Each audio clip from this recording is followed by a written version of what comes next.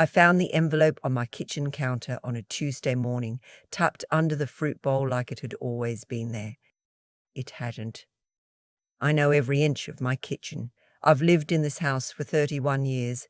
I know which drawer sticks in humidity and which burner runs hot, and exactly where I set my keys every single night. That envelope was not there when I went to bed. My son had a key. I didn't open it right away. I made my coffee first, the same way I've made it since 1987, 2 scoops of Folgers and a splash of cream. And I stood at the window and looked out at the backyard where the oak tree my husband planted the year we moved in was just starting to show its fall colour. Then I sat down and I opened the envelope. It was a brochure. Full colour, glossy, Sunrise Pines Senior Living, where comfort meets community. There were photos of smiling white-haired women doing watercolour painting and eating salads together. There was a phone number. And there was a post-it note stuck to the front in my daughter-in-law's handwriting. Mum, we thought you might want to look into this. Just something to consider. Renata. I sat there for a long time. Then I finished my coffee, rinsed my cup, and put the brochure in the recycling bin. But I didn't stop thinking about it. My name is June, and I'm 73 years old. And I have lived alone in this house in Dayton, Ohio, since my husband Walter passed away 6 years ago. We raised 2 children here. We refinished the floors ourselves one summer, just the 2 of us, sanding until our arms gave out, laughing at what a mess we'd made. I grew tomatoes in the backyard for 20 years. I know every creak of every stair. When Walter died, my son Terence was wonderful. He came down from Columbus every other weekend for the first year. He called. He checked in. I really believed that losing his father had made him understand something about time, about what matters. I don't know exactly when that changed, or maybe I do know, and I just didn't want to see it. It started small, the way these things always do. About 8 months after Walter died, Terence mentioned that he and Renata were having some trouble with their mortgage. They bought a house in a Columbus suburb, a nice house, more house than 2 people needed if you asked me, but nobody asked me. He said it was just a temporary thing, cash flow, the kind of thing that happens. He said he hated to ask. I gave him $4,000. I didn't think twice. He was my son. 6 months later, Renata's car needed replacing. They'd looked at used cars, he said, but the good ones were going fast, and they needed something reliable because of their commute. Could I help with the down payment? Just the down payment, he said. They had financing for the rest. I gave them $3,000. A year after that, their son, my grandson Cooper, who was 9 at the time, needed braces.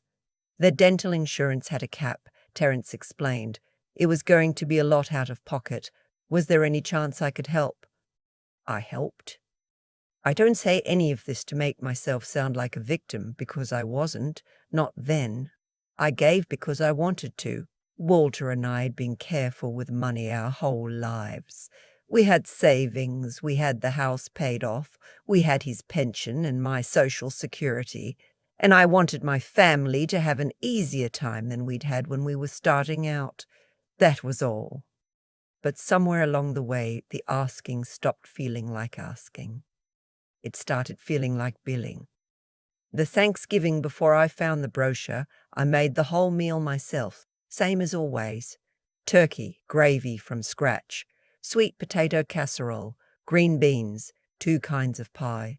Terence and Renata came with Cooper and their daughter Haley, who was 19 by then and home from her first semester at Ohio State.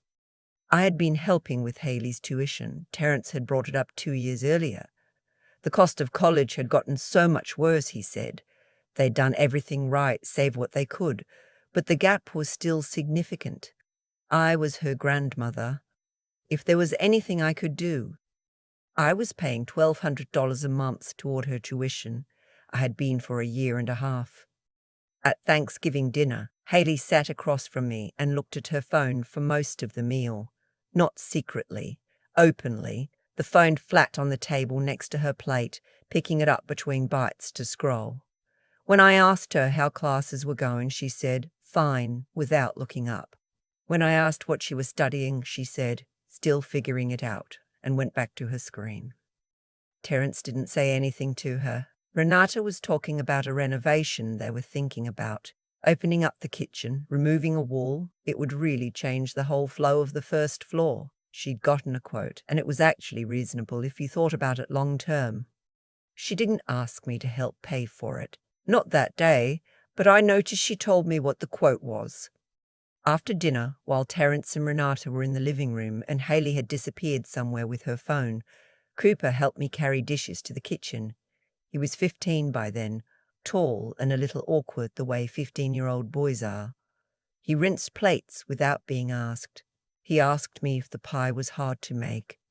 I showed him how to crimp the crust. We stood at the counter together and I walked him through it, and he paid attention, and when we were done he said, "Grandma, this is the best Thanksgiving I've ever had."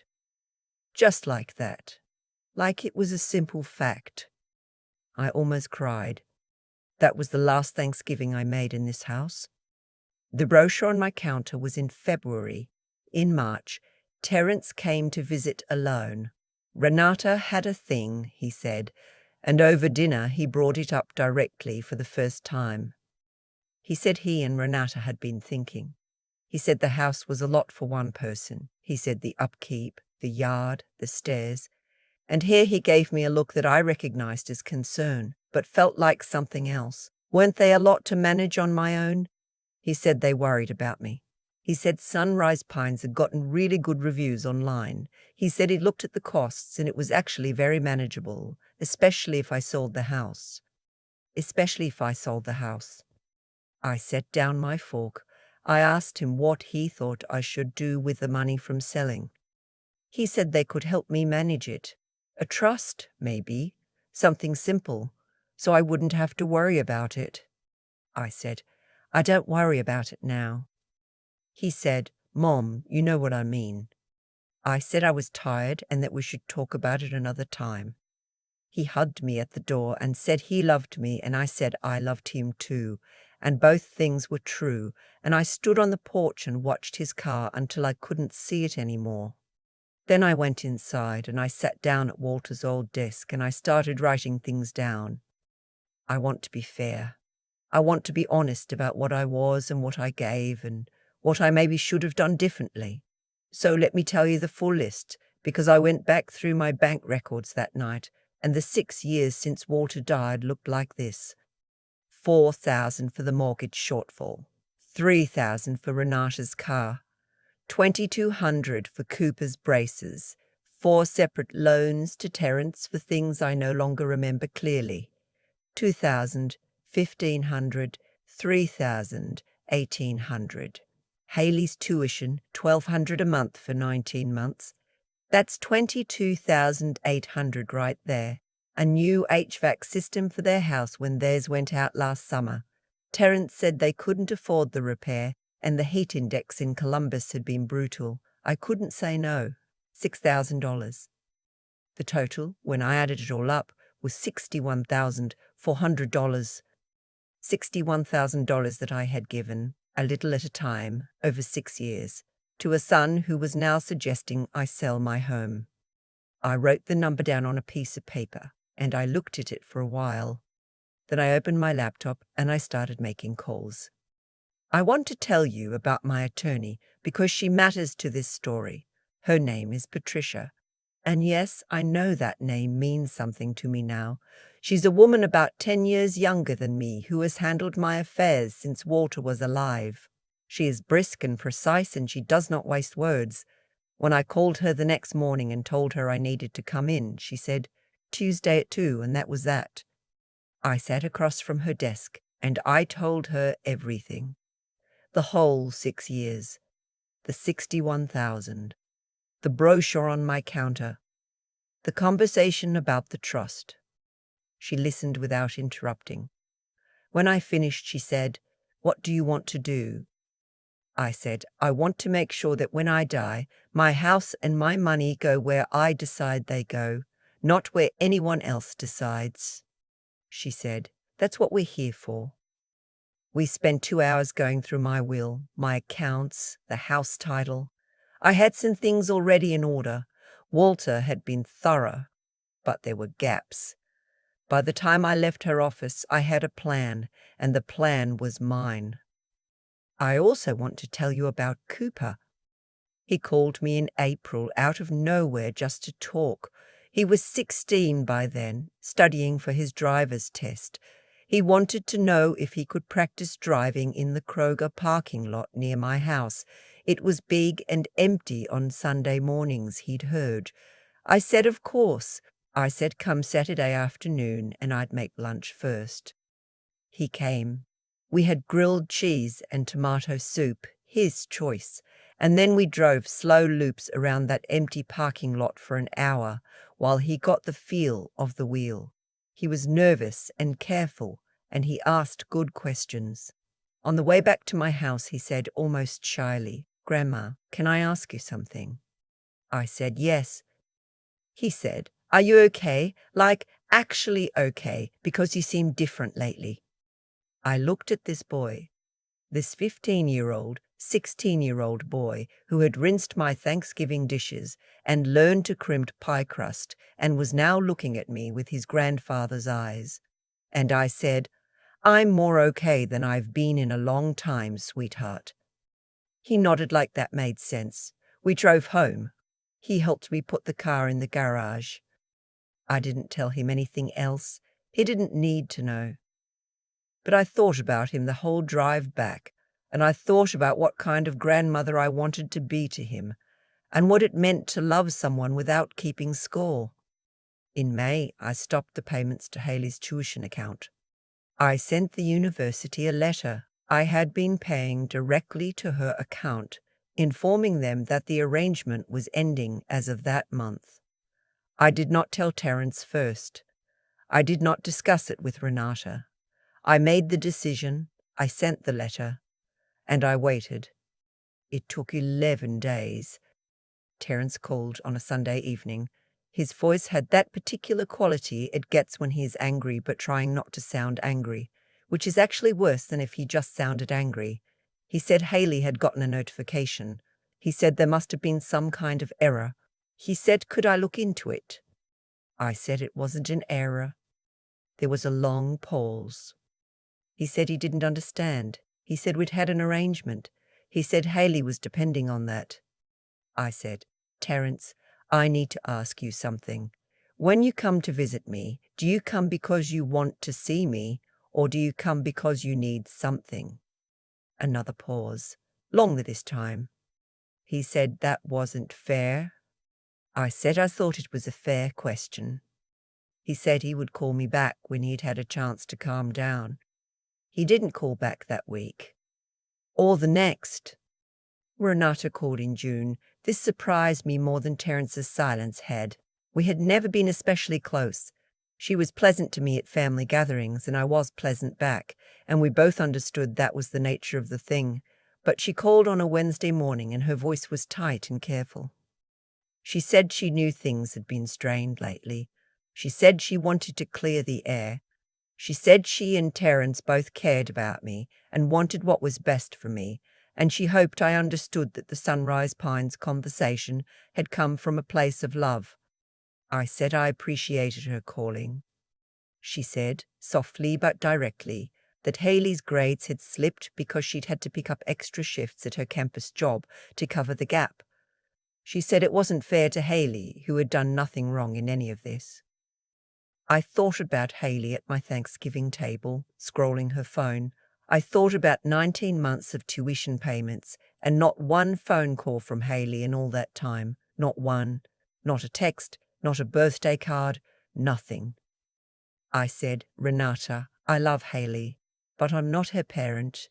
I was helping because I chose to, and I've chosen to stop. If Haley needs financial support, that's a conversation she and her parents should have. Renata was quiet for a moment. Then she said, I thought you were different. I said, I think I am different. That's sort of the point. She hung up. By August, I had made every change my attorney and I had discussed. My will was updated. The house was in irrevocable living trust in my name, which meant it would pass exactly where I designated without going through probate, without anyone contesting it, without a family meeting I wasn't invited to. My financial accounts had updated beneficiary designations. Every automatic payment I had set up for Terence's household, I found 7 of them when I went through carefully, things I had started at various points and forgotten about. A streaming service here, a grocery delivery subscription there, was cancelled. 7 payments, plus Haley's tuition, plus the informal transfers. When I counted everything I'd stopped, it was more than I'd realized. I didn't feel good about it exactly. I want to be honest about that too. I felt something more complicated than good. I felt clear, like the fog that had been sitting over my life for 6 years had finally lifted, and I could see the shape of things. In September, I booked a trip. Walter and I had always talked about going to Charleston, South Carolina. He'd read something about it once, the architecture, the food, the water, and for years it had been our someday trip, the one we kept postponing because the kids were young, then because work was busy, then because we'd saved for something bigger, and then he was sick, and then he was gone, and someday never came. I booked 10 days in Charleston, a small inn in the historic district. I signed up for a cooking class and a walking tour of the antebellum homes. I bought new walking shoes, the good kind, which I'd been putting off because they were expensive, which seems absurd to me now. I told Cooper I was going. I called him specifically to tell him. He said, "That's awesome, Grandma. Will you send me pictures?" I said I would send him so many pictures he'd get tired of them. He said, "Impossible." I left for Charleston on a Thursday morning in late September. It was 62 degrees in Dayton, and the oak tree Walter planted was at full color, the most orange it had been in years, and I stood in the driveway for a moment and looked at it before I got in the car. I thought about Walter. I thought about the year we planted it, the 2 of us in the backyard with a shovel that was too short for Walter's height, and him complaining about his back, and both of us laughing. I thought about 31 years of Thanksgiving dinners and snow days and homework at the kitchen table, and all the ordinary days I hadn't appreciated enough while they were happening. I got in the car. I drove to the airport. I got on the plane. Charleston was everything Walter had read about and more. The houses on Rainbow Row were colors I hadn't expected, not just pastel, genuinely luminous, like the buildings knew they were beautiful. The food was different from anything I'd had in Ohio, richer and more complex, and the cooking class taught me to make shrimp and grits, and I ate my own cooking at a long communal table with strangers who became, for an evening, something like friends. I walked more than I'd walked in years. My new shoes were worth every penny. On the 7th day, I sat on the porch of the inn in the evening, a glass of sweet tea going warm in my hand, and I thought about my house in Dayton with its oak tree and its creaking stairs and its kitchen where I knew every inch. And I thought, I'm going home to that. That's mine. Nobody put a brochure on my counter and changed that. I stayed all 10 days. When I got back, there was a voicemail from Terence. His voice was softer than it had been in months. He said he'd been doing some thinking. He said he knew things had been difficult, and he took responsibility for some of it. He said he missed me. He said he hoped we could talk. I listened to the message twice. Then I called Cooper and told him about Charleston, about the shrimp and grits, and the coloured houses, and the night I stayed out late at a jazz bar in the French Quarter area because I felt like it, because there was no one waiting at home for me, and that turned out to be a freedom I hadn't known I was missing. Cooper laughed. He said, "That is the most grammar thing I've ever heard, and I love it." Then I called Terence back. I want to be clear. I called him because he was my son and I loved him, and I was not interested in permanent war. But I called him knowing exactly where I stood and what I had put in place, and I think he could hear it in my voice, that particular quality of a person who is not asking permission anymore. We talked for almost an hour. It was not easy.